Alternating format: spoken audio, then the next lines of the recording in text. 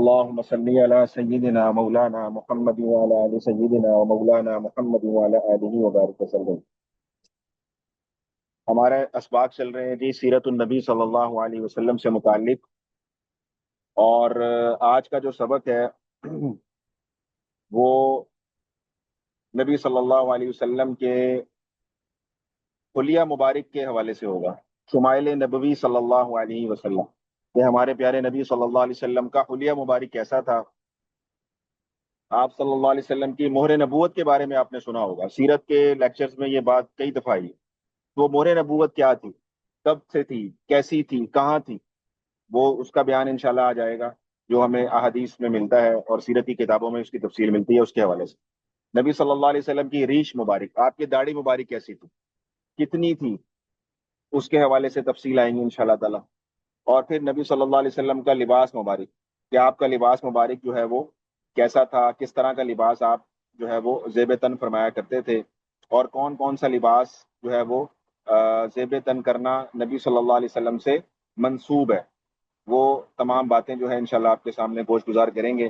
اور پھر نبی صلی اللہ علیہ وسلم انگوٹھی پہنا کرتے تھے، وہ انگوٹھی جو تھی وہ کیسی تھی، اس پر کس طرح کی مہر تھی، وہ کس مٹیریل کی بنی ہوئی تھی، آپ کس ہاتھ کی کس انگلی میں پہنتے تھے، اس کے بارے میں بھی تفصیل آئے گی انشاءاللہ آج کے سبق کے اندر۔ تو آج کا سبق جو ہے بہت دلچسپ بھی ہے اور بہت زیادہ جو ہے وہ پر نور بھی ہے، کہ نبی صلی اللہ علیہ وسلم کے پورے شمائل جو ہے وہ آپ کے سامنے ذکر کیے جائیں گے، کہ نبی صلی اللہ علیہ وسلم کی چادر مبارک آپ لیا کرتے تھے وہ کیسی تھی، آپ صلی اللہ علیہ وسلم جس بستر پر سویا کرتے تھے وہ بستر کیسا ہوتا تھا، کس چیز کا بنا ہوا ہوتا تھا، اور اسی طرح جو کمبل آپ اوڑا کرتے تھے رات کو سوتے وقت وہ کیسا تھا، اس کی حیت کے بارے میں وہ بات ہوگی۔ پھر نبی صلی اللہ علیہ وسلم سر پر کیا رکھتے تھے، ٹوپی رکھتے تھے تو وہ کیسی ہوتی تھی، امامہ باندھتے تھے تو وہ کیسا باندھتے تھے، تو اس کے حوالے سے تفصیل انشاءاللہ ان باتوں کے متعلق آپ کے سامنے ابھی گوش گزار کرتے ہیں۔ تو سب سے پہلے بات کرتے ہیں نبی صلی اللہ علیہ وسلم کے حلیہ مبارک کے حوالے سے، کہ نبی صلی اللہ علیہ وسلم کا حلیہ جو صحابہ نے کوٹ کیا ہے نبی علیہ السلام کی زیارت کے بعد، تو وہ احادیث میں کیا آتا ہے کہ کس طرح کا نبی صلی اللہ علیہ وسلم کا حلیہ مبارک ہوا کرتا تھا، اس کے حوالے سے انشاءاللہ بھی آپ کے سامنے تفصیل رکھتے ہیں۔ نبی صلی اللہ علیہ وسلم کے بارے میں ایک بات تو یہ آتی ہے کہ آپ جیسا اللہ تعالیٰ نے کوئی بنایا ہی نہیں، جیسی آپ کی شخصیت ہے ویسا اللہ تعالیٰ نے دنیا میں کسی کو نہیں بنایا۔ اتنی یونیک شخصیت، اتنی خوبصورت شخصیت، اتنی پر نور شخصیت، اور ہماری خوش قسمتی یہ ہے کہ ہم ان کے امتی ہیں اور وہ ہمارے نبی ہیں، تو ہماری خوش قسمتی اس حوالے سے ہے۔ تو نبی صلی اللہ علیہ وسلم کے قد مبارک کے بارے میں احادیث میں آتا ہے کہ وہ نبی علیہ الصلوۃ والسلام نہ بہت زیادہ لمبے قد کے تھے، نہ ہی بہت زیادہ چھوٹے قد کے تھے، تو درمیانہ قد تھا آپ کا۔ لیکن ایک معجزہ تھا نبی صلی اللہ علیہ وسلم کا، اور وہ معجزہ کیا تھا، اگر لمبے سے لمبے قد والا آدمی آپ کے ساتھ کھڑا ہوتا تو وہ آپ سے چھوٹا لگتا ہے اور آپ اس سے بڑے نظر آتے تھے، اور اسی طرح کوئی پست قد کا آدمی آپ کے ساتھ اگر کھڑا ہو جاتا تھا کبھی، تو آپ علیہ الصلوۃ والسلام اتنے زیادہ لمبے نظر نہیں آتے تھے کہ آپ کی جو شخصیت ہے وہ کسی بھی قسم کا عیب اس میں نظر آئے۔ تو بڑا ہی ایک یہ نبی علیہ السلام کا معجزہ تھا کہ آپ بڑے ہی درمیانے قد کے جو حامل تھے۔ لیکن سر مبارک کے بارے میں آتا ہے کہ نبی صلی اللہ علیہ وسلم کا سر مبارک جو تھا وہ قدرے بڑا تھا، قدرے بڑا سر مبارک تھا، اور آپ صلی اللہ علیہ وسلم کی چہرے انور پر جو داڑھی تھی وہ گھنی تھی، بہت زیادہ ایسی داڑھی نہیں تھی کہ اس میں سے جو ہے وہ گال مبارک نظر آیا کرتے، بلکہ گھنی جو تھی وہ نبی صلی اللہ علیہ وسلم کی داڑھی مبارک ہوا کرتی تھی۔ اور سیرت نگاروں نے یہ بھی لکھا ہے کہ صحابہ اکرام رضوان اللہ علیہ مجمعین نے یہاں تک نبی علیہ الصلوۃ والسلام کو آبزرو کیا ہے کہ آپ کے سر میں اور آپ کی داڑھی مبارک میں کتنے بال تھے جو سفید تھے۔ آپ اس سے یہ اندازہ لگائیں کہ ہمارے نزدیک یا دنیا میں جتنے بھی انسان ہیں ان سب کے نزدیک جب تک کوئی رول ماڈل نہیں ہوگا نا، تو وہ طے نہیں کر سکتے کہ زندگی کا گزارنے کا ڈھنگ کیا ہے، زندگی کیسے گزاری جاتی ہے۔ اس کے لیے آپ کو کوئی نہ کوئی رول ماڈل تو چاہیے نا۔ اگر مثال کے طور پہ ہم رول ماڈل ختم کر دیں دنیا سے کہ رول ماڈل کوئی بھی نہیں ہے، مثال کے طور پہ، تو ہر بندہ اپنی چاہت سے زندگی گزارے گا، جو چاہے گا کھائے گا، جو چاہے گا پہنے گا، جو چاہے گا کرے گا، جیسے چاہے گا کمائے گا، جیسے چاہے گا سوئے گا، جیسے چاہے گا چلے گا، اپنے روز و شب جیسے چاہے گا وہ گزارے گا، اس کے پاس کوئی ماڈل ہی نہیں ہے، تو اس سے کیا ہوگا کہ دنیا کا نظام درم برم ہو جائے گا۔ ایک مشرق کی طرف منہ کر کے نماز پڑھ رہا ہے مثال کے طور پہ، ایک مغرب کی طرف نماز پڑھ رہا ہے، ایک روزہ رکھ رہا ہے، ایک نہیں رکھ رہا ہے، ایک حج کر رہا ہے، ایک نہیں کر رہا ہے، ایک زکوٰۃ دے رہا ہے، نہیں کر رہا، تو کوئی ترتیب ہی نہیں رہے گی۔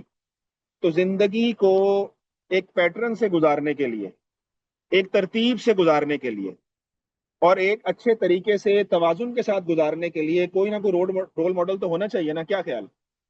اب وہ رول ماڈل کون ہے؟ وہ انبیاء علیہ الصلوۃ والسلام کی ذات ہوا کرتی ہے، کہ جو رول ماڈل ہوا کرتی ہے۔ اور وہ کیوں رول ماڈل ہوا کرتی ہے؟ کہ وہ ڈائریکٹ اللہ تعالیٰ کے ساتھ جو ہے وہ کنیکٹڈ ہوتے ہیں۔ اللہ تعالیٰ اپنے بندوں پر سب سے زیادہ مہربان، تو اللہ تعالیٰ اپنے احکامات بندوں تک پہنچانے کے لیے انبیاء علیہ الصلوۃ والسلام کے واسطے کو استعمال فرماتے ہیں۔ یہ اللہ تعالیٰ کی سنت ہے۔ تو اللہ تعالیٰ نے جتنے بھی احکامات اپنے بندوں تک اپنی منشا پہنچانی ہوتی ہے وہ تھرو انبیاء علیہ الصلوۃ والسلام پہنچایا کرتے ہیں۔ تو انبیاء کا واسطہ ہے بٹوین اللہ تعالیٰ اور بندے، اللہ اور بندے کے درمیان ایک کنیکشن ہے جسے نبی کہا جاتا ہے۔ اگر وہ نبی کا کنیکشن انسان نکال دے تو اللہ اور اس کے درمیان کوئی کنیکٹیوٹی نہیں ہے۔ تو اب یہ رول ماڈل اگر ہمارے سامنے آج نبی صلی اللہ علیہ وسلم کی ذات بنفس نفیس تو موجود نہیں ہے نا، لیکن آپ علیہ الصلوۃ والسلام کی تعلیمات موجود ہیں، یعنی رول ماڈل کیسا ہونا چاہیے آج وہ ہمارے سامنے الحمدللہ موجود ہے۔ لیکن اگر میں نبی صلی اللہ علیہ وسلم کی ذات کو ایک لمحے کے لیے ایک طرف رکھ کر ہم کوئی اور نبی ایز اے رول ماڈل، تو سارے نبی ہو سکتے ہیں، سارے نبی رول ماڈل ہوا کرتے ہیں۔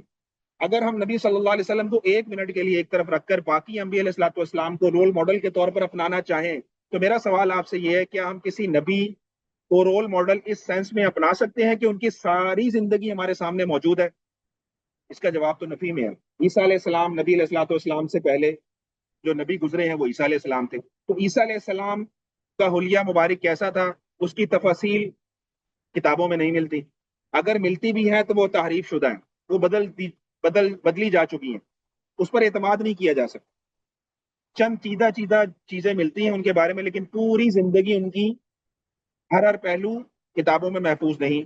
موسیٰ علیہ السلام کے بارے میں آپ لے لیں کہ اگر موسیٰ علیہ السلام کو ایز اے رول ماڈل ہم فالو کرنا چاہیں تو موسیٰ علیہ السلام کی سیرت کتابوں میں آج موجود نہیں، ابراہیم علیہ السلام کی موجود نہیں، آدم علیہ السلام کی موجود نہیں۔ جس نبی کا نام لیتے جائیں گے، کسی بھی نبی کسی بھی شخصیت کی زندگی، پوری زندگی کی بات کر رہا ہوں، وہ آج ہمارے پاس منعن نقل ہو کے نہیں آئی، آج ہمارے پاس وہ موجود ہی نہیں سوائے نبی صلی اللہ علیہ وسلم۔ اور یہ سیرت ہی ایسا خزانہ ہے، سیرت النبی صلی اللہ علیہ وسلم ہی ایسا خزانہ ہے جو کہ یہ بتاتا ہے کہ نبی صلی اللہ علیہ وسلم کی ایک ایک ادا، ایک ایک چیز وہ آج ہم تک جو ہے وہ منعن نقل ہو کر ہم تک پہنچ رہی ہے، اور ہمیں اس کو ایز اے رول ماڈل اپنانے کی نہ صرف ضرورت ہے بلکہ یہ ہم پر فرض ہے، یہ چیز یہ ہمارے لیے باعث نجات ہے، یہ چیز یہی صرف نجات کا راستہ ہے۔ تو میں آپ کو بتانا یہ چاہ رہا ہوں کہ نبی صلی اللہ علیہ وسلم کی پوری زندگی اللہ تعالیٰ نے ہمارے سامنے محفوظ کر کے رکھی۔ اب جو میں بات بتانا چاہ رہا ہوں آپ کو، اس وجہ سے ساری تمہید باندھی کہ صحابہ نے یہاں تک کوٹ کیا، یہاں تک آبزرو کیا نبی صلی اللہ علیہ وسلم کی شخصیت کے بارے میں کہ آپ علیہ الصلوۃ والسلام کے سر مبارک میں اور داڑھی مبارک میں کتنے بال ایسے تھے جو سفید تھے، یعنی یہ ادا بھی، یہ چیز بھی ہمارے ساتھ ہمارے سامنے جو ہے آج سیرت کی کتابوں میں محفوظ ہے۔ سیرت پڑھاتے ہوئے میں نے آپ کو ایک اور چیز بھی بتائی تھی کہ دنیا میں کچھ کتب خانے ایسے ہیں، کچھ لائبریریاں ایسی ہیں جس میں سوائے سیرت کے کوئی اور سبجیکٹ ہی نہیں ہے۔ پوری لائبریریاں، پورے کتب خانے، وہ اس میں کیا ہے، صرف اور صرف نبی صلی اللہ علیہ وسلم کی سیرت مبارکہ، یعنی اس قدر سیرت پر اس امت نے کام کیا الحمدللہ۔ تو صحابہ نے یہاں تک کوٹ کیا، سیرت کی کتابوں میں لکھا ہوا ہے کہ نبی صلی اللہ علیہ وسلم کے سر مبارک میں اور آپ کی داڑھی مبارک میں تقریباً 20 سے 25 بال سفید تھے، اور اس کے علاوہ سارے بال کالے۔ تو یہ تک یعنی کہ سیرت کی کتابوں میں لکھا ہوا۔ تو اب یہ کوئی شخص یہ دعویٰ نہیں کر سکتا کہ ہمیں تو پتہ ہی نہیں تھا کہ نبی صلی اللہ علیہ وسلم کا فلاں عمل کیا تھا، فلاں موقع پر فلاں وقت میں آپ علیہ الصلوۃ والسلام نے کیا عمل کیا، یہ عذر ہے ہی نہیں آج۔ جب اتنی بات بھی محفوظ ہو گئی کہ آپ کی داڑھی مبارک میں کتنے بال سفید تھے، تو بدرجہ اولا کتنی اور جو فرائض کا علم ہے، جو احکامات کا علم ہے، اور جو دیگر چیزوں کا علم ہے، وہ کیسے محفوظ نہیں ہو سکتا؟ آپ خود بتائیے۔ تو ہمارے پاس یہ عذر نہیں ہے لا علمی کا کہ جی ہمیں تو معلوم ہی نہیں ہے، آج موجود ہی نہیں ہے، یہ چیز مکتوب ہی نہیں ہے، لکھی ہوئی نہیں ہے کہ فلاں عمل جو ہے وہ نبی صلی اللہ علیہ وسلم کا کیا تھا۔ یہ ممکن ہی نہیں۔ کیوں؟ اتنی اتنی بات، چھوٹی چھوٹی باتیں بھی نبی علیہ الصلوۃ والسلام سے منسوب جو موجود ہیں وہ آج محفوظ بھی ہیں اور جو ہے وہ منقول بھی ہیں۔ اب یہ داڑھی مبارک کے کتنے بال سفید ہوں، سر مبارک کے کتنے بال سفید ہوں، اس سے کوئی شریعت تو حلال حرام کا مسئلہ نہیں ہے کسی کو نہ پتا ہو کہ نبی علیہ الصلوۃ والسلام کے کتنی داڑھی مبارک میں کتنے بال سفید تھے۔ یہ کوئی حلال حرام کا مسئلہ نہیں ہے کہ اس پر کوئی عذاب ہوگا اگر نہیں پتا، اور پتا ہے تو اور معاملہ ہے۔ یہ صرف بتانا یہ مقصود ہے کہ جب اتنی بات محفوظ ہے تو پھر بڑی بڑی باتیں تو بدرجہ اولا محفوظ ہوں گی۔ بہرحال نبی صلی اللہ علیہ وسلم کا جو چہرہ انور تھا انتہائی خوبصورت ہے، بلکہ صحابہ نے لکھا ہے، کتابوں میں ملتا ہے کہ جس نے بھی نبی صلی اللہ علیہ وسلم کے چہرہ انور کی زیارت کی ہے، اس نے حضور صلی اللہ علیہ وسلم کے چہرہ انور کو، ویسے تشبیہ بندی تو نہیں ہے لیکن ایک تشبیہ کے طور پہ، استعارے کے طور پر، جیسے 14ویں رات کا چاند ہم خوبصورتی کے معنوں میں لیتے ہیں۔ اکثر آپ نے شعراء کا کلام سنا ہوگا، پڑھا ہوگا کہ شعراء حضرات جو شاعر ہوتے ہیں وہ اپنے جو محبوب کی تعریف کرتے ہیں اس کی خوبصورتی کو عموماً 14ویں رات کے چاند سے تشبیہ دیا کرتے ہیں، حالانکہ وہ تشبیہ بنتی نہیں لیکن ایک استعارے کے طور پر ہم استعمال کرتے ہیں۔ تو اسی طرح صحابہ کرام رضوان اللہ علیہ اجمعین نے نقل کیا ہے کہ جس نے نبی صلی اللہ علیہ وسلم کے چہرہ انور کی زیارت کی ہے، اس نے یہ پایا ہے کہ نبی صلی اللہ علیہ وسلم کا چہرہ انور جو تھا وہ 14ویں رات کے چاند سے بھی زیادہ منور اور روشن، ایسا چہرہ تھا نبی، چمکتا ہوا روشن چہرہ۔ نبی صلی اللہ علیہ وسلم کے پسینے میں، آپ علیہ الصلوۃ والسلام کا جو پسینہ مبارک تھا اس میں عام لوگوں کی طرح اسمیل نہیں تھی، بلکہ اس میں خوشبو ہوا کرتی تھی، بہت ہی اچھی خوشبو تھی اس پسینے میں، اور جب چہرہ انور سے پسینہ ٹپکتا تھا تو موتیوں کی طرح معلوم ہوتا تھا کہ جیسے موتی جو ہے وہ ٹپ ٹپ ٹپ ٹپ جو ہے وہ ٹپک رہے ہیں۔ اور فرمایا کہ ہم نے نبی صلی اللہ علیہ وسلم کی جو جلد مبارک تھی آپ علیہ الصلوۃ والسلام کی، وہ کیسی تھی؟ انتہائی نرم و ملائم، جیسی ریشم ہوتی ہے، جیسے دیباج ہوتا ہے، ایسا نرم و ملائم نبی صلی اللہ علیہ وسلم کی جو تھی وہ جلد مبارک تھی، بہت ہی زیادہ نرم و نازک خوبصورت۔ اور نبی صلی اللہ علیہ وسلم کے جسم اطہر سے جو خوشبو آیا کرتی تھی، صحابہ کہتے ہیں کہ وہ ایسی خوشبو ہوتی تھی جیسی مشک اور عنبر میں بھی موجود نہیں ہو۔ یعنی اس کی تشبیہ کے طور پر، ایک استعارے کے طور پر مشک اور عنبر کو تو کہا جا سکتا ہے، لیکن وہ اس سے بہت ہی زیادہ اعلیٰ اور عرفہ درجے کی خوشبو ہوا کرتی تھی جو نبی صلی اللہ علیہ وسلم کے جسم اطہر سے وہ آیا کرتی تھی۔ اور صحابہ کہتے ہیں کہ جیسی خوشبو نبی صلی اللہ علیہ وسلم کے جسم اطہر میں سے آتی تھی، ایسی خوشبو ہم نے زندگی میں نہ اس سے پہلے کبھی کوئی سونگی نہ اس کے بعد، ایسی مبارک خوشبو نبی صلی اللہ علیہ وسلم کے جسم اطہر سے آیا کرتی تھی۔ تو جب دیکھیں نبی صلی اللہ علیہ وسلم کے جسم اطہر سے ایسی خوشبو آیا کرتی تھی جو کہ مشک اور عنبر سے بھی زیادہ معطر تھی، تو نبی صلی اللہ علیہ وسلم کے جسم اطہر سے نکلنے والے اعمال اور آپ علیہ الصلوۃ والسلام کی مبارک سنتیں وہ کتنی مبارک اور کتنی خوشبودار ہوں۔ اور اگر ہم نبی صلی اللہ علیہ وسلم کی مبارک سنتوں کو اپنا لیں، جو آپ کے جسم اطہر سے نکلنے والے اعمال تھے ان کو اگر اپنا لیں، تو ہم کتنے جو ہے وہ معطر اور خوشبودار ہو سکتے ہیں، اور ہماری آخرت کتنی معطر اور خوشبودار ہو سکتی ہے۔ تو یہ اصل بات جو ہے وہ نبی صلی اللہ علیہ وسلم کے شمائل مبارک بتانے کی یہی ہے کہ نبی صلی اللہ علیہ وسلم کی ذات اطہر سے ہمیں اور زیادہ محبت ہو جائے، اور آپ صلی اللہ علیہ وسلم کی مبارک سنتوں کو اور زیادہ ہم اپنانے والے بن جائیں کہ ان سے بہتر راستہ، ان سے بہتر طریقہ کسی اور کا دنیا میں ہو ہی نہیں سکتا جو باعث نجات۔ نبی صلی اللہ علیہ وسلم کے کمر مبارک میں ایک مہر نبوت ہوا کرتی تھی، سیرت میں آپ نے جا بجا اس کا ذکر سنا ہے، اور سیرت میں نے آپ کو یہ بھی پڑھایا تھا کہ نبی صلی اللہ علیہ وسلم کی اس مہر نبوت کی تجدید، یعنی اس مہر نبوت کو جو بار بار سٹیمپ کیا گیا وہ کتنی دفعہ کیا گیا تھا؟ کوئی بتا سکے گا؟ 2 بار۔ اور کوئی بتا سکے گا کتنی دفعہ ہوئی تھی؟ 2 دفعہ ایک صاحب نے کہا، باقی کوئی بتا سکتے ہیں؟ 4 مرتبہ ہوئی تھی، 4 مرتبہ مہر نبوت کی تجدید ہوئی تھی، اور یہ سیرت میں ہم نے پڑھا الحمدللہ۔ تو یہ مہر نبوت تھی کیا اور یہ کہاں پر تھی؟ اس کے 2 اقوال ملتے ہیں۔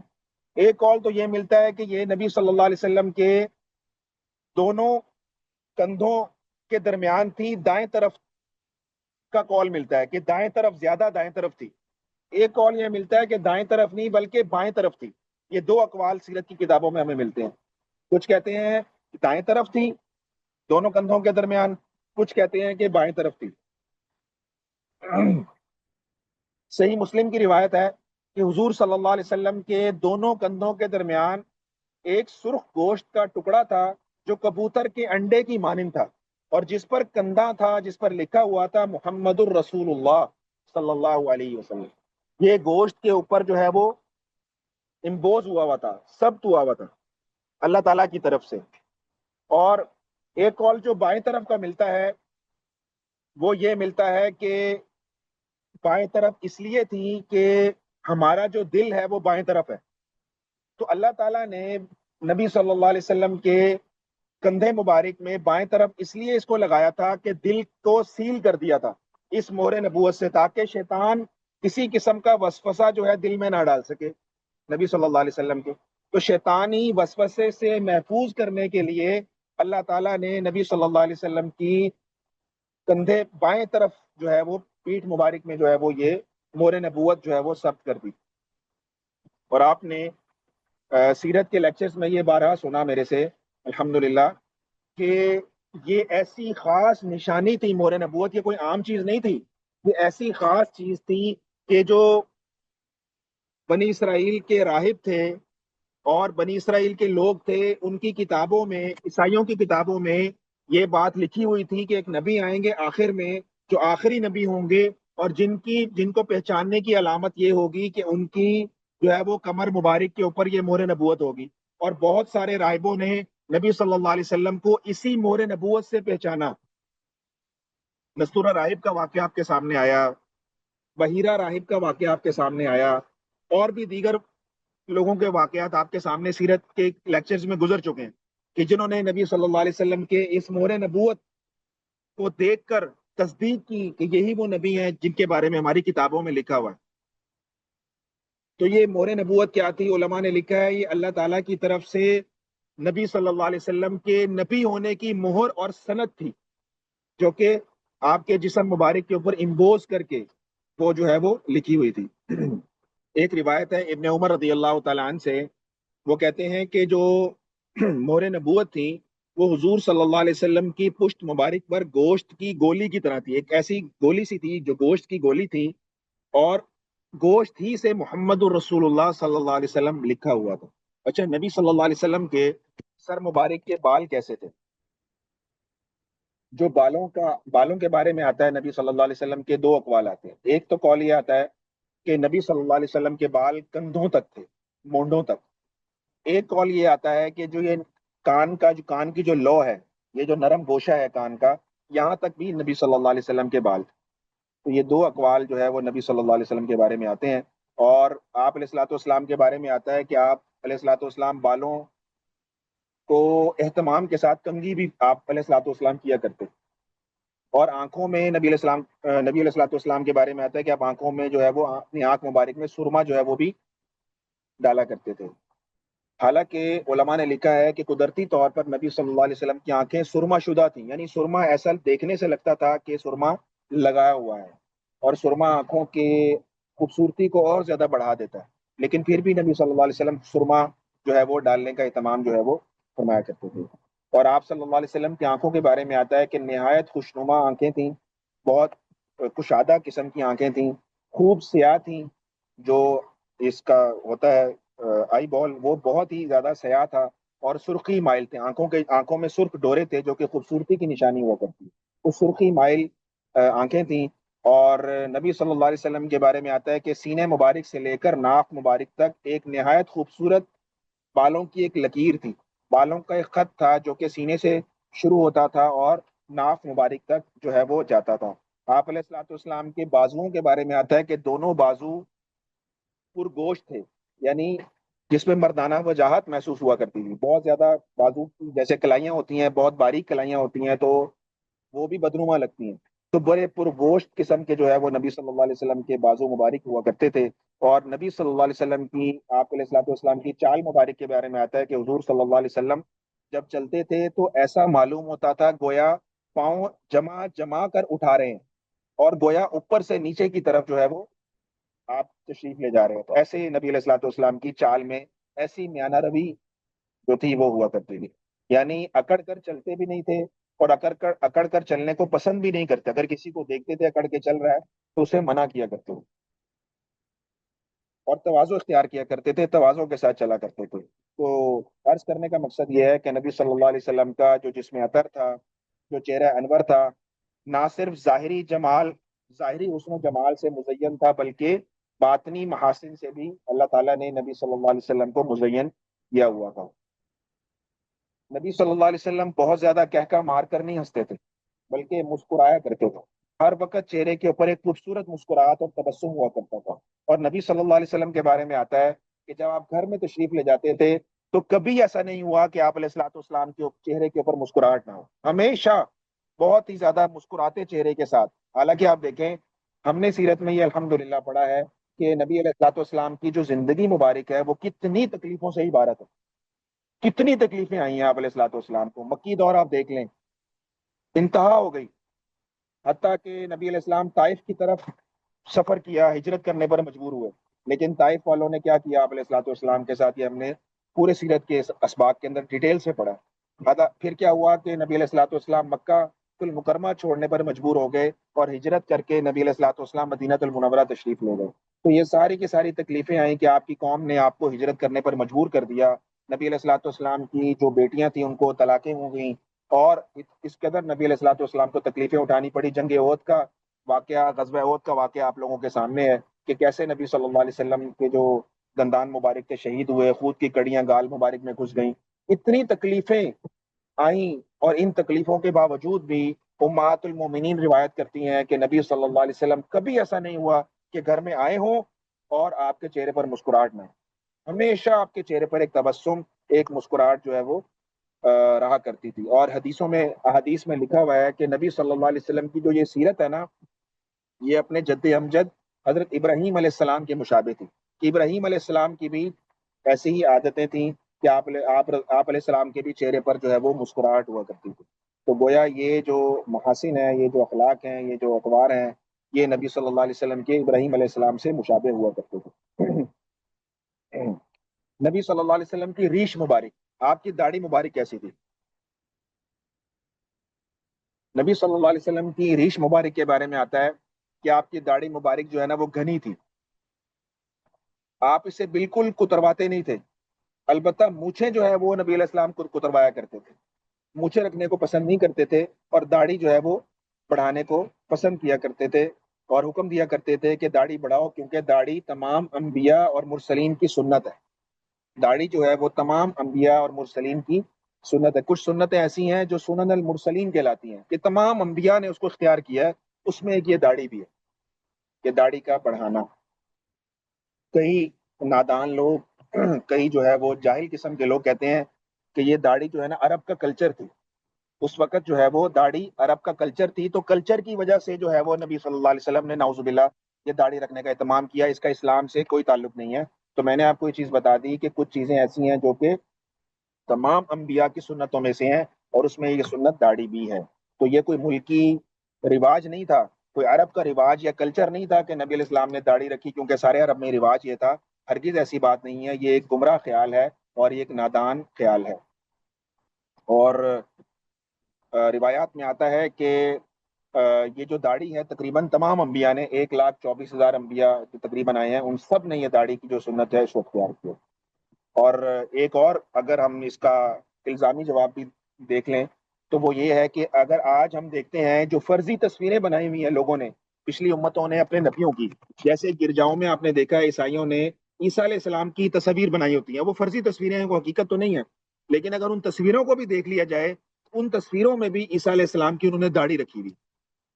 عیسیٰ علیہ السلام کی وہ تصویریں جو ملتی ہیں گرجاؤں میں لگی ہوئی ہیں، وہ شخصیت جن کو منسوب کر رہے ہیں عیسیٰ علیہ السلام سے، اس شخص کی بھی جو ہے وہ انہوں نے تصویر میں داڑھی بنائی ہوئی ہے. اس کا مطلب یہ ہے کہ یہ داڑھی جو ہے وہ خود بھی مانتے ہیں، حالانکہ تحریف ہو چکی ہے ان کی کتابوں کے اندر، بائبل میں، تورات میں. لیکن اس کے باوجود وہ اس چیز کو مانتے ہیں کہ ان حضرات کی بھی جو ہے وہ داڑھی ہوا کرتی تھی۔ ایک حدیث میں آتا ہے، نبی علیہ السلام نے فرمایا مشرکین کی مخالفت کرو اور ان کی طرح داڑھی مت منڈاؤ، بلکہ تم لوگ داڑھی رکھو اور مونچھیں کترواؤ، اور مشرکین کے تشبہ سے، ان کی وضاقتہ سے اپنے آپ کو محفوظ رکھو۔ یعنی نبی علیہ السلام نے اس بات پر بہت زیادہ زور دیا ہے کہ ہماری جو مشابہت ہے وہ غیر اقوام سے نہیں ہونی چاہیے، وہ مشرکین کے ساتھ نہیں ہونی چاہیے، بلکہ مسلمانوں کا اپنا ایک شعار ہے، مسلمانوں کا اپنا ایک وقار ہے، مسلمانوں کی اپنی ایک آئیڈینٹی ہے، جس کو جو ہے وہ مینٹین رکھنا، کیری کرنا انتہائی ضروری ہے، اور اس میں ایک داڑھی بھی ہے۔ تو علماء نے لکھا ہے کہ ایک تو ہے داڑھی نہ رکھنا، ایک ہے داڑھی والے کا مذاق اڑانا، یعنی داڑھی کا مذاق اڑانا۔ تو علماء نے لکھا ہے کہ داڑھی کا مذاق اڑانا ایسا ہی ہے جیسے انبیاء علیہ الصلوۃ والسلام کا استہزاء کرنا اور ان کا مذاق اڑانا۔ اور یہ بھی ایک مسلمہ حقیقت ہے کہ جو شخص انبیاء کا مذاق اڑاتا ہے کسی بھی حوالے سے تو گویا اس نے کفر کیا۔ یہ ایسا کرنا، انبیاء کا مذاق اڑانا جو ہے وہ انسان کو کفر تک لے جاتا ہے۔ اس لیے داڑھی کا مذاق بنانا، داڑھی کا مذاق اڑانا، مذاق بنانے سے کیا مراد ہے؟ مذاق بنانے سے مراد یہ ہے کہ داڑھی کو لوگ مختلف سٹائل سے رکھ لیتے ہیں۔ کوئی صرف جو ہے وہ تھوڑی میں بال رکھ لیتا ہے، باقی بال صاف کر لیتا ہے، کوئی ایسے لکیر سی بنا دیتا ہے، گال پورے گال تک جو ہے وہ ہونٹوں تک لکیر آ رہی ہوتی ہے۔ تو یہ سب ایسا ہی ہے جیسے اس سنت کا مذاق اڑایا جائے، تو اس سے جو ہے وہ بچنا چاہیے، اور یہ اس قسم کا تمسخر جو ہے وہ اس سنت کا نہیں بنانا چاہیے۔ آج افسوس کی بات یہ ہے کچھ چیزیں ایسی ہیں، کچھ گناہ ایسے ہیں کہ ان کو ہم گناہ نہیں سمجھتے، اور ہمارے معاشرے کے اندر ان کے لیے ایک ایکسیپٹیبلٹی آ چکی ہے کہ ہم نے اس کو ایکسیپٹ کر لیا کہ نہیں یار یہ تو گناہ ہی نہیں ہے، ہم اس کو گناہ سمجھتے ہی نہیں ہیں۔ جن میں سے مردوں سے متعلق ایک یہ چیز ہے کہ داڑھی جو ہے وہ منڈا دیتے ہیں، بلکہ حج کے موقع پہ بھی یہ دیکھا گیا، اور بڑا افسوس ہوتا ہے کہ جب حاجی جو ہے وہ حج کرنے جاتے ہیں تو بڑے اہتمام سے جو ہے وہ، جیسے احرام کی حالت میں تو یہ ہے نا کہ احرام کی حالت میں آپ نے جو ہے وہ جسم کے بال نہیں آپ کاٹ سکتے، منڈا سکتے، کتروا سکتے، کتر سکتے، یعنی کہ اگر بال جسم کا جو ہے وہ ٹوٹ جائے، جان بوجھ کر توڑ دے تو اس پہ دم لازم آتا ہے۔ تو حاجی اس کا بڑا اہتمام کرتے ہیں کہ گھڑی بھی نہیں پہنتے۔ جیسے میں نے گھڑی پہنی ہوئی ہے تو گھڑی بھی عموماً نہیں پہنتے، یار گھڑی پہنوں گا تو کلائی کے جو بال ہیں کہیں ٹوٹ نہ جائے میرے سے۔ اور اسی طرح داڑھی اپنے چہرے کے اور اپنے سر کے اور جسم کے کسی بالوں کو اکھیڑتے نہیں ہیں، ناک کے بال ہیں، سر کے بال ہیں، نہیں اکھڑواتے، نہیں اکھیڑتے کہ یار دم لازم آ جائے گا۔ لیکن کیا ہوتا ہے جیسی احرام کی چادر کھلتی ہے 10 ذی الحجہ کو عید والے دن، رمی کے بعد اور قربانی کے بعد، تو فوراً کیا کرتے ہیں کہ جیسے ہی گھر کا لباس پہنتے ہیں، سلا ہوا لباس پہنتے ہیں، احرام کی چادریں اتارتے ہیں، تو فوراً جو ہے وہ چہرے پر بھی اس طرح پھرا دیتے ہیں۔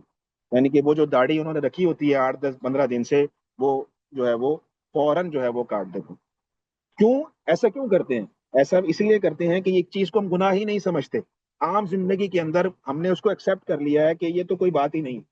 ابھی میں نے آپ کے سامنے بتا دیا کہ نبی صلی اللہ علیہ وسلم نے فرمایا کہ داڑھی کو بڑھاؤ اور مونچھوں کو کترواؤ۔ کیوں؟ یہ ہماری آئیڈینٹی ہے، تاکہ مشرکین کے ساتھ ہماری مشابہت نہ ہو۔ اور حدیث میں آتا ہے جس کا مفہوم ہے کہ قیامت کے دن اس کا حشر اسی کے ساتھ ہوگا جس کی اس نے مشابہت کو اختیار کیا۔ اور دوسرا گناہ جو ہمارے درمیان موجود ہے بہت ہی زیادہ، اس حوالے سے جو ہے وہ فکر مندی کی ضرورت ہے، عورتوں کے حوالے سے وہ گناہ ہے کہ عورتیں پردے کا اہتمام نہیں کرتی۔ بے حیائی، بے پردگی عام ہو چکی ہے، فحاشی عام ہو چکی ہے۔ میں نے جب سیرت الحمدللہ پڑھانا آپ کو شروع کی تو شروع میں ہم نے کچھ عرب کے معاشرے کے احوال ذکر کیے تھے کہ عرب کے معاشرے کے اندر کیا کیا برائیاں اس دور میں موجود تھیں، بلکہ عرب کے نہیں، ہم نے نبی علیہ الصلوۃ والسلام کے دور سے پہلے کے جتنی قومیں تھیں، عیسائیت، یہودیت، بدھ مت، ہندو مت، مجوسیت اور عرب مشرکین، ان تمام کے احوال آپ کے سامنے ذکر کیے تھے، اور ان تمام کے اس دور کے اندر جو ان کے اندر کباہتیں تھیں، برائیاں تھیں، خامیاں تھیں، گناہ تھے، تفصیل سے ان کا تذکرہ کیا تھا۔ تو ان میں ایک برائی سب میں کامن تھی، اور وہ بے حیائی کی تھی، بے پردگی کی تھی۔ تو آج اگر ہم دیکھیں تو ہمارے درمیان بھی وہی پرانی جو کباہتیں تھیں جن کو اسلام نے ختم کیا زمانہ جاہلیت کی، آج وہ لوٹ لوٹ کر ہمارے طرف آ رہی ہیں، اور ایسے ہمارے معاشرے کے اندر پینیٹریٹ کر گئی ہیں، ایسی ایکسیپٹیبلٹی ہو چکی ہے ان چیزوں کی کہ ان کو ہم گناہ ہی نہیں سمجھتے۔ تو اس کی جو ہے ہمیں بہت زیادہ فکر کرنے کی جو ہے وہ ضرورت ہے۔ اللہ تعالیٰ ہمیں سمجھ عطا فرمائے اس چیز کو۔ آگے چلتے ہیں، نبی صلی اللہ علیہ وسلم کا لباس کیسا تھا؟ نبی صلی اللہ علیہ وسلم کا لباس نہایت سادہ تھا، نہایت سادہ لباس تھا. اور چونکہ نبی علیہ الصلوۃ والسلام کی جو زندگی تھی وہ ایک فقیرانہ اور درویشانہ تھی. جیسے آپ لوگوں نے سیرت میں یہ پڑھا بھی، سنا بھی، دیکھا بھی کہ نبی علیہ الصلوۃ والسلام کے، میں نے آپ کو مکانات کے ماڈلز بھی دکھائے تھے کہ کیسے سادے مکانات تھے.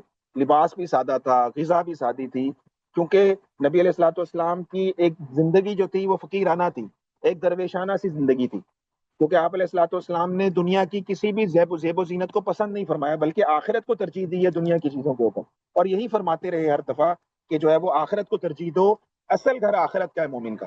یہ دنیا تو ایک گزرگاہ ہے، عارضی طور پہ ایک ٹھکانہ ہے، ایک سرائے ہے کہ جہاں پر تھوڑی دیر کے لیے آدمی آیا ہے سستانے کے لیے، اور اس کے بعد اس نے آگے جانا ہے، منزل اس کی آخرت ہے.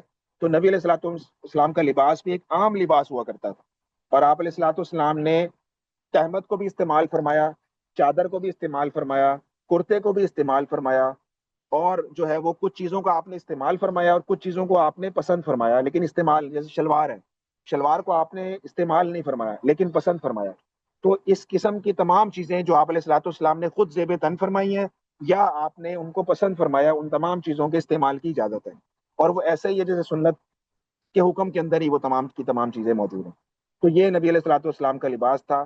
عموماً آپ کو سفید لباس پسند تھا، لیکن سیرت نگاروں نے لکھا ہے کہ سبز لباس بھی آپ نے کسی کسی موقع پر پسند فرمایا. نبی علیہ الصلوۃ والسلام ایک چادر بھی پہنا کرتے تھے، ردا مبارک. آپ کی چادر مبارک بھی ہوا کرتی تھی. اور چادر وہ کیسی ہوتی تھی؟ نبی علیہ السلام نے عموماً جو پسند کی ہے نا چادر، وہ یمن سے بنی ہوئی چادر، یمن کے علاقے کی بنی ہوئی چادر کو، یمنی چادر کو آپ علیہ الصلوۃ والسلام نے پسند فرمایا، جس پر کیا تھا؟ سبز چادر ہوا کرتی تھی اور سرخ دھاریاں تھیں اس کے اوپر. مطلقاً سرخ لباس پہننے کو آپ نے پسند نہیں فرمایا، مطلقاً سرخ چادر کو آپ نے پسند نہیں فرمایا، بلکہ سبز چادر اور سرخ دھاریاں اس کے اوپر. جیسے چیک ہوتا ہے نا، چیک ہم لوگ پہنتے ہیں، مختلف قمیضیں پہنتے ہیں، شرٹس پہنتے ہیں، تو وہ چیک آپ سمجھ لیں کہ سب چیک اور سرخ دھاریاں اس کے اوپر، اس طرح کی چادر مبارک نبی علیہ الصلوۃ والسلام نے زیب تن فرمائی اور آپ کو یہ بڑی پسند تھی. اچھا، ٹوپی مبارک کیسی تھی آپ کی؟ آپ علیہ الصلوۃ والسلام اونچی ٹوپی کبھی نہیں پہنی، نہ آپ نے پہنی نہ آپ کے صحابہ نے کبھی پہنی. اونچی ٹوپی جیسے پہنتے ہیں لوگ مختلف علاقوں کے اندر، ایسی ٹوپی آپ نے پسند نہیں فرمائی. بلکہ آپ کی جو ٹوپی مبارک ہوتی تھی وہ سر سے چمٹی ہوئی ہوتی، جیسے یہ ہم نے پہنی ہوئی ہے، ایسے چمٹی ہوئی ٹوپی جو ہے وہ آپ علیہ الصلوۃ والسلام نے پسند فرمائی ہے. اور صحابہ کے بارے میں بھی یہ آتا ہے کہ صحابہ بھی جو ٹوپیاں پہنتے تھے وہ سر سے بالکل لگی ہوئی ہوتی تھی، چمٹی ہوئی ہوتی تھی، اٹھی بھی نہیں ہوتی تھی، اونچی نہیں ہوتی تھی. امامہ مبارک کیسا تھا آپ کا؟ پگڑی مبارک کیسی تھی؟ نبی صلی اللہ علیہ وسلم ایک تو امامہ باقاعدگی سے پہنتے تھے، پسند فرماتے تھے، پہنتے بھی تھے. اور جو امامہ پہنتے تھے آپ، وہ ہمیشہ ٹوپی کے اوپر باندھتے تھے. ایسا نہیں ہوتا تھا کہ ٹوپی پہنی نہیں اور امامہ جو ہے آپ علیہ الصلوۃ والسلام نے باندھا، بلکہ اس کو ناپسند فرمایا. تو آپ کیا کرتے تھے کہ ٹوپی پہننے کے بعد اس کے اوپر امامہ باندھنے کا حکم فرمایا کرتے تھے اور اس کو پسند فرمایا کرتے تھے. اور اس بارے میں بھی کیوں کرتے تھے آپ علیہ الصلوۃ والسلام؟ کیونکہ مشرکین اس دور کے اندر کیا کرتے تھے؟ بغیر ٹوپی کے امامہ باندھتے تھے. تو نبی علیہ السلام نے فرمایا کہ مشرکین کے ساتھ ہماری مشابہت نہ ہو، اسی لیے ہم ٹوپی کے اوپر امامہ باندھیں گے. تو یہ آپ کو بتانا چاہ رہا ہوں کہ تشبہ بالکفار کس قدر نبی علیہ السلام نے اس کی جو ہے وہ منع فرمایا اس چیز سے، کہ ہماری کسی بھی حالت میں مشرکین کے ساتھ مشابہت نہیں ہونی چاہیے. اچھا، نبی علیہ السلام جب امامہ باندھتے تھے تو اس کا جو شملہ ہوتا تھا، آپ نے دیکھا ہے امامے کے اوپر ایک تھوڑا زائد کپڑا ہوتا ہے جو عموماً ہم چھوڑ دیتے ہیں، تو وہ اس کو کہتے ہیں شملہ. تو وہ شملہ نبی علیہ الصلوۃ والسلام جو ہے اہتمام کے ساتھ اس کو چھوڑا کرتے تھے. اور عموماً کیا کرتے تھے کہ دونوں کندھوں کے درمیان اس کو لٹکا دیا کرتے تھے. کبھی دائیں جانب لٹکاتے تھے، کبھی بائیں جانب اس کو لٹکا دیا کرتے تھے. کبھی نبی صلی اللہ علیہ وسلم اس کو تھوڑی کے نیچے جو ہے وہ لپیٹ لیا کرتے تھے. اور اس بارے میں، امامے کے بارے میں نبی علیہ السلام نے فرمایا کہ جو فرشتے بدر میں اور حنین کی جنگ میں مسلمانوں کی مدد کے لیے اترے ہیں، جیسے قرآن پاک میں بھی اللہ تعالیٰ نے فرمایا نا، بِخَمْسَةِ آلَافٍ مِّنَ الْمَلَائِكَةِ مُصَوِّمِينَ، کہ جو اللہ تعالیٰ نے فرشتوں کو نازل کیا ہے بدر کے میدان کے اندر اور حنین کے اندر مسلمانوں کی مدد کے لیے، انہوں نے بھی جو ہے وہ امامے باندھے ہوئے تھے، فرشتوں نے بھی امامے باندھے ہوئے تھے. اور اس کا ذکر قرآن پاک میں بھی موجود ہے. اچھا، پجامے کے بارے میں سیرت نگاروں نے لکھا ہے کہ نبی صلی اللہ علیہ وسلم نے پجامہ کبھی استعمال نہیں فرمایا، لیکن کیا ہوا کہ ایک مرتبہ مینا کے میدان میں آپ تشریف لے کر گئے تو وہاں کے بازار میں پاجامہ فروخت ہو رہا تھا. نبی علیہ السلام کی نظر پڑی اس پاجامے پہ. نبی صلی اللہ علیہ وسلم نے اسے دیکھا اور پسند فرمایا, اور نبی علیہ السلام نے اس پاجامے کے بارے میں ایک ارشاد فرمایا. آپ نے فرمایا کہ اس پاجامے کو پہننے کے اندر انسان کے سطر کو چھپانے میں زیادہ اہتمام ہے بنسبت تہبند کے اور کسی اور چیز کے. تو پاجامہ جو ہے انسان کے سطر کو زیادہ بہتر طریقے سے چھپاتا ہے, اس لیے نبی علیہ الصلوۃ والسلام نے پاجامے کو پسند فرمایا, لیکن آپ علیہ الصلوۃ والسلام نے اس کا استعمال نہیں فرمایا. اچھا, نبی صلی اللہ علیہ وسلم کی قمیص مبارک کیسی تھی؟ نبی علیہ السلام کو قمیص پہننا بہت زیادہ پسند تھا, تو آپ ایک قمیص جو ہے وہ پہنا کرتے تھے, لیکن بہت لمبی قمیص نہیں پہنتے تھے. یعنی ایسی قمیض نہیں پہنتے تھے جو بہت ہی زمین تک جو ہے وہ کپڑا لگ رہا ہوتا تھا, ایسی قمیض نہیں پہنتے تھے. اور اسی طرح جو اس کی آستینیں ہوتی تھی وہ بھی بہت زیادہ لٹکی ہوئی نہیں پہنتے تھے, اور فرمایا کرتے تھے اس میں ایک تکبر کی ایک جو ہے وہ مشابہت آتی ہے, تو تکبر سے جو ہے وہ اپنے آپ کو ہر طرح سے بچانے کا اہتمام کیا کرتے تھے. تو قمیص آپ علیہ الصلوۃ والسلام پہنا کرتے تھے گریبان والی, جسے ہم لوگ پہنتے ہیں, گریبان والی قمیص پہنتے تھے. اور کبھی کبھی یہ ہوتا تھا کہ اس کے بٹن جو ہے وہ کھل جاتے تھے یا کھلے ہوئے ہوتے تھے, تو ایسی بھی آپ علیہ الصلوۃ والسلام قمیص مبارک جو ہے وہ پہنا کرتے تھے. لنگی مبارک کیسی ہوتی تھی؟ نبی علیہ الصلوۃ والسلام کے جتنے بھی کپڑے ہوتے تھے نا, نیچے والے کپڑے, ناف سے نیچے جتنے کپڑے ہوتے تھے, وہ سارے کے سارے کپڑے جو ہوتے تھے وہ ٹخنوں سے کم از کم اونچے ہوتے تھے. ٹخنوں سے نیچے پہننے کو نبی علیہ السلام نے ناپسند فرمایا, اور اس پر وعید بھی ہے, اور اس کو ایسا کرنے سے بہت زیادہ منع فرمایا نبی علیہ السلام نے. جیسے ہم لوگ پینٹ پہنتے ہیں, شلوار پہنتے ہیں, عموماً ہماری جو شلوار ہے, پینٹ ہے, وہ ٹخنوں سے نیچے جا رہی ہوتی, تو اس کو جو ہے وہ نبی علیہ السلام نے ناپسند فرمایا ہے. تو اس کا بھی ہمیں اہتمام کرنا چاہیے. مردوں کے لیے حکم ہے, عورتوں کے لیے نہیں ہے. عورتوں کے لیے تو یہی ہے کہ وہ ٹخنوں سے نیچے تک رکھیں جتنا رکھ سکتے ہیں. تو مردوں کے لیے یہ ہے کہ شلوار جو ہے وہ صرف نماز کی حالت میں نہیں بلکہ عموماً زندگی کے اندر بھی جو ہے وہ ٹخنوں سے اوپر رکھنے کا اہتمام ہمیں کرنا چاہیے, کیونکہ ٹخنوں سے نیچے اس کے اندر ایک تکبر کا شائبہ بہرحال موجود ہے. تو نبی علیہ السلام کے جتنے بھی کپڑے ہوا کرتے تھے, جیسے لنگی کا ہم ابھی بیان پڑھ رہے ہیں, تو وہ ٹخنوں سے اوپر جو ہے وہ اس کو رکھنے کا اہتمام کیا کرتے تھے. اور سیرت نگاروں نے تو یہاں تک لکھا ہے کہ آپ کا جو تہبند ہوتا تھا وہ آدھی پنڈلی تک ہوتا تھا, آدھی پنڈلی تک ہوتا تھا, یعنی اتنا اہتمام کرتے تھے آپ ٹخنوں سے اوپر رکھنے کا. اچھا, موزوں کے بارے میں آتا ہے کہ نبی علیہ السلام نے موزے استعمال فرمائے ہیں. چمڑے کے موزے نبی علیہ السلام نے استعمال بھی فرمائے ہیں, اور ان پر مسا بھی فرمایا ہے, ان پر مسا بھی فرمایا ہے. اچھا, گدے مبارک کے بارے میں, جو گدا جو بستر تھا نبی علیہ الصلوۃ والسلام کا, اس کے مبارک میں آتا ہے کہ بوریے کا بستر ہوا کرتا تھا آپ کا, بوری نما بستر تھا آپ علیہ الصلوۃ والسلام کا, چمڑے کی بوری تھی جس پر آپ علیہ الصلوۃ والسلام آرام کیا کرتے تھے. اچھا, اس بوری کے اندر کیا تھا کہ کھجور کی چھال, کھجور کے پتے وغیرہ اس کے اندر جو ہے وہ بھر دیے جاتے تھے تاکہ اس پر نبی علیہ الصلوۃ والسلام آرام سے لیٹ سکیں. انگوٹھی مبارک کے بارے میں آتا ہے,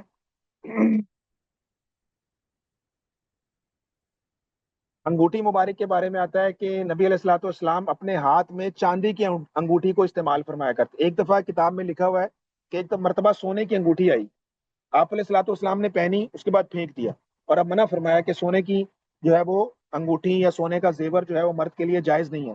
ہاں, پھر آپ نے کیا کیا, چاندی کی انگوٹھی بنوائی اور اس کو اپنے ہاتھ مبارک میں آپ علیہ الصلوۃ والسلام پہنا کرتے تھے. اور یہ بھی ہم نے سیرت میں پڑھا ہے کہ جب نبی صلی اللہ علیہ وسلم نے غالباً 7 ہجری کے اندر مختلف لوگوں کو, مختلف دنیا کے بادشاہوں کو خطوط لکھے, تو صحابہ نے عرض کیا نبی علیہ السلام سے, یا رسول اللہ, جو دنیا کے سلاطین ہیں, جو دنیا کے بادشاہ ہیں, جب ان کے پاس کسی اور حاکم کا یا کسی اور حکمران کا خط آتا ہے نا, تو اس پہ ایک مہر ہوتی ہے, اور جس خط پر مہر ہوتی ہے بادشاہ اسی خط کو پڑھتا ہے. بغیر مہر والے, بغیر سٹیمپ والے خط کو بادشاہ جو ہے وہ توجہ نہیں دیتے, ان کو نہیں پڑھتے. تو آپ ایسا کریں کہ اپنی ایک مہر بنوا لیں, اور جب بھی آپ کسی بھی بادشاہ کو خط لکھیں تو وہ خط پر وہ مہر ضرور لگائیں. نبی علیہ السلام نے اس مشورے کو پسند فرمایا, اور اس کے بعد نبی صلی اللہ علیہ وسلم نے ایک چاندی کی انگوٹھی بنوائی, اور اس پر جو ہے ایک مہر کندہ کروائی جس پر لکھا ہوا تھا محمد الرسول اللہ صلی اللہ علیہ وسلم. تو یہ نبی علیہ الصلوۃ والسلام نے ایک خط, ایک انگوٹھی کے اوپر ایک نقش بنوایا جس پر لفظ اللہ سب سے اوپر تھا, اور اس کے بعد جو ہے رسول تھا, اور اس کے بعد جو ہے محمد جو لفظ تھا وہ سب سے نیچے لکھا گیا, یعنی اگر اوپر سے نیچے پڑھیں تو اللہ رسول محمد اور نیچے سے پڑھیں تو محمد رسول اللہ. تو اس طرح سے وہ نگینہ تھا جو نبی علیہ السلام نے اس موقع پر بنوایا. اور جتنے بھی خطوط آپ نے لکھے ہیں، نجاشی کو لکھا یا کیسر روم کو لکھا، ان تمام کو آپ نے جو خط لکھتے تھے اس کو جو ہے وہ سیل کر دیا کرتے تھے اس مہر کے ساتھ. اچھا، نبی علیہ الصلوۃ والسلام کے نالین مبارک کیسے تھے؟ نالین مبارک جو تھے وہ چپل کی طرز کے تھے. آپ نے اکثر دیکھا ہوگا، ایک تصویر دیکھی ہوگی نالین کی، اور وہی نبی علیہ الصلوۃ والسلام کے ساتھ زیادہ تر منسوب یہی ہے کہ ایسے ہی غالباً نالین نبی علیہ الصلوۃ والسلام کے ہوا کرتے تھے، جس میں نیچے ایک تلا تھا اور اوپر جو تھے وہ دو تسمے لگے ہوئے تھے، جن میں انگلیاں نبی علیہ الصلوۃ والسلام کی پاؤں مبارک کی جو انگلیاں تھیں اس کے اندر داخل ہو جایا کرتی تھیں. تو وہ نالین مبارک جو ہے وہ نبی علیہ الصلوۃ والسلام سے منسوب ہے. اچھا، نبی صلی اللہ علیہ وسلم کا جو کمبل مبارک تھا، خرقہ مبارک تھا، وہ کیسا تھا؟ نبی صلی اللہ علیہ وسلم کے پاس اون کا بنا ہوا ایک کمبل ہوا کرتا تھا، کالے رنگ کا ایک کمبل تھا، اون سے بنا ہوا تھا، جس میں ظاہری بات ہے اس کو استعمال کر کر کے وہ بہت ساری جگہوں سے پھٹ چکا تھا، جس پر پیوند لگ چکے تھے. تو پیوند لگ کے وہ کمبل مبارک نبی علیہ الصلوۃ والسلام کا تھا، جس کو گدڑی بھی کہا جاتا ہے. وہ نبی علیہ الصلوۃ والسلام جو ہے وہ اس کمبل کو جو ہے آپ علیہ الصلوۃ والسلام استعمال کیا کرتے تھے سوتے وقت. اور اس گدڑی کو آپ نے اکثر جو ہے وہ صوفیہ کے ہاں بھی دیکھا ہوگا، سنا ہوگا کہ صوفیہ جو ہمارے معاشرے کے اندر درویش یا صوفی لوگ ہوتے ہیں وہ بھی عموماً جو ہے اس گدڑی کو جو ہے وہ استعمال کیا کرتے ہیں. اور یہ ایک علامت ہے دنیا کی بے ثباتی کی اور آخرت کی طرف رغبت کی، کہ اپنا لباس سادہ کر لینا، اپنا بستر سادہ کر لینا، کہ آدمی کے اندر ایک فقیرانہ اور درویشانہ مزاج اس کے اندر آ جاتا ہے، جیسے عموماً ہمارے یہاں صوفیہ کے ہاں جو ہے یہ چیز بکثرت جو ہے وہ پائی جاتی ہے. تو عبداللہ بن مسعود رضی اللہ تعالیٰ عنہ فرماتے ہیں کہ انبیاء علیہ الصلوۃ والسلام جتنے بھی ہوتے تھے نا، ان سب کی سواری جو ہوتی تھی وہ عام سواری ہوتی تھی. جیسے اس زمانے میں جانور ہوتے تھے، خچر وغیرہ، گدھے وغیرہ، اس قسم کی سواری جو ہے انبیاء علیہ الصلوۃ والسلام کی ہوا کرتی تھی. اور انبیاء علیہ الصلوۃ والسلام اون کا لباس پہنا کرتے تھے، اون کا لباس، اور بکریوں کا دودھ دہا کرتے تھے. اور نبی علیہ الصلوۃ والسلام کے بارے میں بھی یہ ارشاد فرمایا کہ جیسے جس روز موسیٰ علیہ السلام نے اللہ تعالیٰ سے ہم کلام ہوئے ہیں، اس روز انہوں نے جو کمبل تھا ان کے پاس وہ اسی طرح اون کا جو ہے وہ کمبل تھا. اور ٹوپی جو موسیٰ علیہ السلام نے پہنی ہوئی تھی اللہ تعالیٰ سے ہم کلام ہوتے وقت، وہ بھی جو ہے تھی وہ اون کی ٹوپی تھی. اور جبہ جو پہنا ہوا تھا وہ بھی اون کا جبہ تھا. اور اسی طرح جو پاجامہ زیب تن فرمایا وہ بھی اون کا پاجامہ تھا. اور نالین جو پہنے ہوئے تھے وہ گدھے کی کھال کے تھے. تو یہ اس قسم کی حدیث بھی جو ہے وہ سیرت کی کتابوں میں لکھی ہوئی ہے. اچھا، ایک مرتبہ اما عائشہ صدیقہ رضی اللہ تعالیٰ عنہ نے ابو موسیٰ اشعری رضی اللہ تعالیٰ روایت کرتے ہیں کہ ہمیں نبی صلی اللہ علیہ وسلم کا کمبل دکھایا، جو نبی علیہ الصلوۃ والسلام کا کمبل مبارک تھا. آپ علیہ الصلوۃ والسلام کے دنیا سے رحلت فرما جانے کے بعد ایک مرتبہ اس کمبل کی زیارت کروائی تو ہم نے وہ دیکھا، تو ہم نے دیکھا اس کمبل میں پیوند لگے ہوئے تھے، مختلف جگہ سے اس کمبل کو سیا ہوا تھا. اور ایک موٹا سا تہمد نبی علیہ الصلوۃ والسلام کا ہمیں دکھلایا گیا. اور نبی علیہ الصلوۃ والسلام کے بارے میں عائشہ صدیقہ رضی اللہ تعالیٰ عنہ نے فرمایا صحابہ سے کہ نبی صلی اللہ علیہ وسلم کی وفات انہی دو کپڑوں میں ہوئی، انہی دو سادہ کپڑوں میں آپ کی وفات ہوئی ہے. تو یہ ہمارا آج کا سبق تھا الحمدللہ، جس میں ہم نے یہ چیزیں جو ہے وہ کور کی ہیں، جس میں نبی صلی اللہ علیہ وسلم کا حلیہ مبارک ہم نے دیکھا. آپ علیہ الصلوۃ والسلام کی مہر نبوت کے بارے میں تفصیل آپ کے سامنے رکھی ہے. آپ علیہ الصلوۃ والسلام کی داڑھی مبارک کے بارے میں، آپ علیہ الصلوۃ والسلام کی ٹوپی مبارک، امامہ مبارک، چادر مبارک، لنگی مبارک، نالین مبارک، اور نبی صلی اللہ علیہ وسلم کا جو کمبل تھا اس کے بارے میں ہم نے تفصیل دیکھی، جو کہ سیرت کی کتابوں میں ہمیں ملتی ہے. تو عرض کرنے کا مقصد یہ ہے کہ ہم لوگ بھی نبی صلی اللہ علیہ وسلم کی زندگی کو فالو کرنے کی کوشش کریں. صرف معلومات دینا، پڑھانا، پڑھنا، بتانا، کہنا مقصود نہیں ہے، مقصود ہے عمل. ہر عمل جو ہے وہ اپنانے سے تعلق رکھتا ہے. اور نبی صلی اللہ علیہ وسلم کی جتنی بھی یہ ہم نے خصائل مبارک، شمائل مبارک آپ کے سامنے رکھے ہیں، اور آئندہ بھی انشاءاللہ آئیں گے آگے اسباق میں بھی، تو ہر چیز تو نبی صلی اللہ علیہ وسلم جب اختیار فرمایا تو ہر کام سے پہلے نبی صلی اللہ علیہ وسلم نے کسی نہ کسی دعا کا اہتمام فرمایا. کھانا کھانے سے پہلے کی دعا نبی علیہ الصلوۃ والسلام پڑھا کرتے تھے. اسی طرح کپڑا پہننے سے پہلے کی دعا، لباس پہننے سے پہلے کی دعا، بیت الخلاء میں جانے کی دعا، وہاں سے باہر آنے کی دعا، گھر میں داخل ہونے کی دعا، گھر سے نکلنے کی دعا، کھانا کے درمیان کی دعا، پانی پینے کی دعا. تو یہ تمام کی تمام دعاؤں کا نبی علیہ الصلوۃ والسلام خاص طور پر اہتمام کیا کرتے تھے. اور خاص طور پر سونے کے عمل کی دعائیں، کہ نبی صلی اللہ علیہ وسلم سونے سے پہلے، آپ نیند لینے سے پہلے بھی خصوصاً دعاؤں کا اہتمام اپنے بستر مبارک پر کیا کرتے تھے. آج یہ بہت ساری چیزیں ہمارے درمیان سے نکل چکی ہیں. ہم بہت سارے دیگر کاموں کے اندر تو بڑھ بڑھ کر پیش ہو کر جو ہے وہ کام کرتے ہیں، لیکن یہ دعاؤں کی طرف ہماری توجہ نہیں ہوتی. اور ہمارے جتنے مسائل ہیں، روحانی اعتبار سے مسائل لے لیں، جسمانی اعتبار سے لے لیں، معاشی اعتبار سے لے لیں، ان سب چیزوں کا اگر میں کرکس بتاؤں آپ کو، یہ سارے مسائل کی بنیاد کیا ہے؟ ہم ان کاموں میں دعاؤں کا اہتمام نہیں کرتے. خاص طور پر واش روم جانے سے پہلے کی دعا، واش روم سے نکلنے کی دعا، یہ ہمارے درمیان بالکل مفقود ہو چکی ہے. اور سونے کے اعمال، سونے سے پہلے کے اعمال، صبح و شام کے اعمال ہمارے درمیان سے نکل چکے ہیں. اسی وجہ سے ہم طرح طرح کی بیماریوں کا شکار بھی ہیں، طرح طرح کے روحانی مسائل کا شکار بھی ہیں. یہ بات میں یقینی طور پر آپ سے کہہ سکتا ہوں، انشاءاللہ اگر ہم ان دعاؤں کا اہتمام کرنے، دعاؤں کو پڑھنے کا اہتمام کریں تو ہم بہت سارے مسائل سے نکل سکتے ہیں، بہت سارے مسائل سے نکل سکتے ہیں. تو اس لیے ان تمام سیرت کو پڑھنے پڑھانے کا مقصود بھی یہی ہے کہ ہم ان اعمال کو اختیار کریں. اور اگر ہمیں معلومات نہیں ہے تو ہم علماء سے پوچھیں. مسجد کے امام صاحب ہیں، قاری صاحب ہیں، ان سے کچھ ٹائم لے کے ان سے ہم یہ باتیں پوچھیں ڈیٹیل کے اندر کہ جی اگر میں نے واش روم سے جانا ہے آنا ہے تو کون سی دعائیں میں پڑھوں، اور مجھے کوئی کتاب ریکمینڈ کرتے ہیں، میں وہ کتاب سے پڑھتا رہوں، یاد کر لوں، آپ کو سنا دوں. پہلے دیکھ کے پڑھیں، دیکھ کر کچھ دن ہم پڑھیں گے، یاد کرنے کی ضرورت نہیں ہے، خود ہی یاد ہو جائیں گے. صرف اہتمام کرنے کی بات ہے، اپنے آپ کو پابند کرنے کی بات ہے، اور کوئی بڑی بات نہیں ہے. تو اہتمام کریں گے انشاءاللہ سارے اس کا. کسی کو کوئی سوال ہے تو پوچھ سکتا ہے، اور پھر ہم دعا کرتے ہیں انشاءاللہ.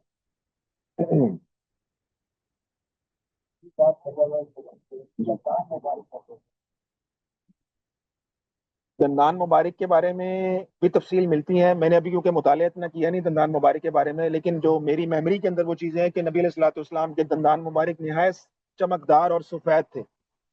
آگے کے دانت نبی علیہ الصلوۃ والسلام کے باقی دانتوں کی نسبت بقدرے تھوڑے سے بڑے تھے، اور دانتوں میں کچھ خلا بھی تھا، لیکن اتنی خوبصورت وہ خلا تھا کہ وہ کوئی عیب نہیں تھا، کوئی بدنما چیز نہیں تھی، بلکہ وہ ایک خوبصورتی کی علامت ہوا کرتی ہے. اور بالکل ترتیب کے اندر تھے، کوئی دانت آگے پیچھے ٹیڑھا وغیرہ ایسا کوئی معاملہ نہیں تھا، بلکہ نہایت جو ہے وہ آپ کا دان مبارک، منہ مبارک کیونکہ بڑا تھا تو جو دانت مبارک تھے بڑی ترتیب کے ساتھ اس کے اندر موجود تھے.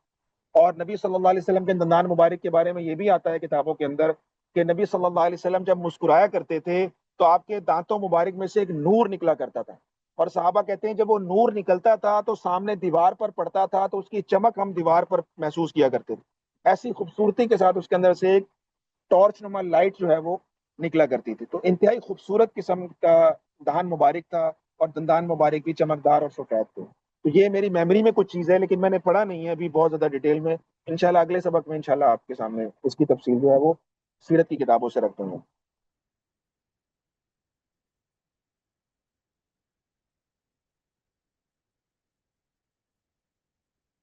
دعا کر لیتے ہیں. الحمدللہ رب العالمین، الحمدللہ رب العالمین، الحمدللہ رب العالمین. اللهم صل على سيدنا مولانا محمد وعلى ال سيدنا مولانا محمد وعلى اله وبارك وسلم. اللهم صل على سيدنا مولانا محمد وعلى ال سيدنا مولانا محمد وعلى اله وبارك وسلم. اللهم صل على سيدنا مولانا محمد وعلى ال سيدنا مولانا محمد وعلى اله وبارك وسلم. اللهم ربنا آتنا في الدنيا حسنة وفي الآخرة حسنة وقنا عذاب النار. اللهم ربنا ظلمنا أنفسنا وإن لم تغفر لنا وترحمنا لنكونن من الخاسرين. اللهم صل على محمد النبي الأمي وعلى آله وسلم تسليما. وصلى الله تعالى على خير خلقه محمد وآله وأصحابه أجمعين برحمتك يا أرحم الراحمين.